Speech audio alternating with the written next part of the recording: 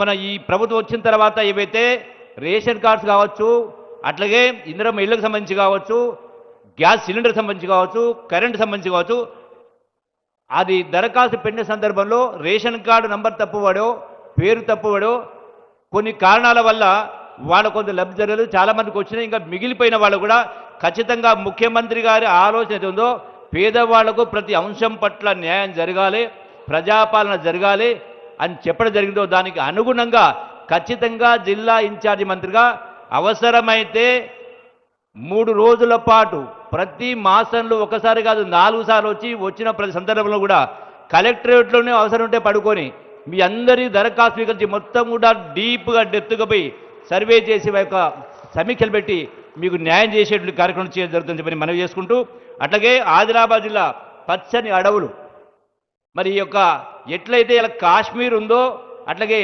ఆదిలాబాద్ జిల్లాను గౌరవ ముఖ్యమంత్రి గారి సహకారంతో మినీ కాశ్మీర్లుగా టూరిజం డెవలప్ చేసి నిరుద్యోగ యువతకు ఉద్యోగ అవకాశాలు, ఉపాధి అవకాశాలు, ఆదాయం వచ్చేటువంటి కార్యక్రమం కూడా చేసే కార్యక్రమం మనం చేసుకుంటూ ఒక విషయం చెప్పి ముగిస్తా. రైజింగ్ తెలంగాణ 2047 అంటే వచ్చేటువంటి 20 సంవత్సరాల కాలం నాటికి భారతదేశానికి స్వాతంత్రం వచ్చింది 1947లో. 2047 అంటే కరెక్ట్ 100 సంవత్సరాలు అవుతుంది. ఈ 2047 వరకు కాంగ్రెస్ పార్టీ ఆధ్వర్యంలో గౌరవ ముఖ్యమంత్రి గారి నాయకత్వాన రాష్ట్రంలో ఉన్న కోట్లాది మంది ప్రజల యొక్క సమస్యలు పరిష్కారం కావడానికి కోసం, అది చదువైనా, ఆరోగ్యమైనా, ఉపాధి అయినా, ఉద్యోగమైనా, ఇవన్నీ సమస్యలు తీరాలంటే దూరదృష్టితోటి ఒక ప్రణాళిక రచించి ప్రపంచ స్థాయి దిగ్గజ సంస్థలను రప్పించి హైదరాబాద్కు లక్షలాది కోట్ల రూపాయలు పెట్టుబడులు పెట్టించి వివిధ వర్గాల వాళ్ళకందరికీ కూడా ఇటు రైతాంగానికి, అటు నిరుద్యోగ యువతకు, అట్లాగే ఉపాధి అవకాశాలు కల్పించడం కోసం పెద్ద ఎత్తున ఒక ప్రణాళిక రచించడం జరిగింది.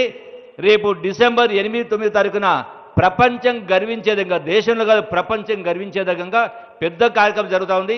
మీ అందరి భవిష్యత్తు కోసమే చెప్పని వాస్తవాన్ని గమనించి వీలున్న వాళ్ళు కాబట్టి వచ్చి చూసి వెళ్ళని చెప్పని మీ అందరికీ సవినయంగా విజ్ఞప్తి చేస్తూ, ఇంకా చాలా అంశాలు ఉన్నాయి.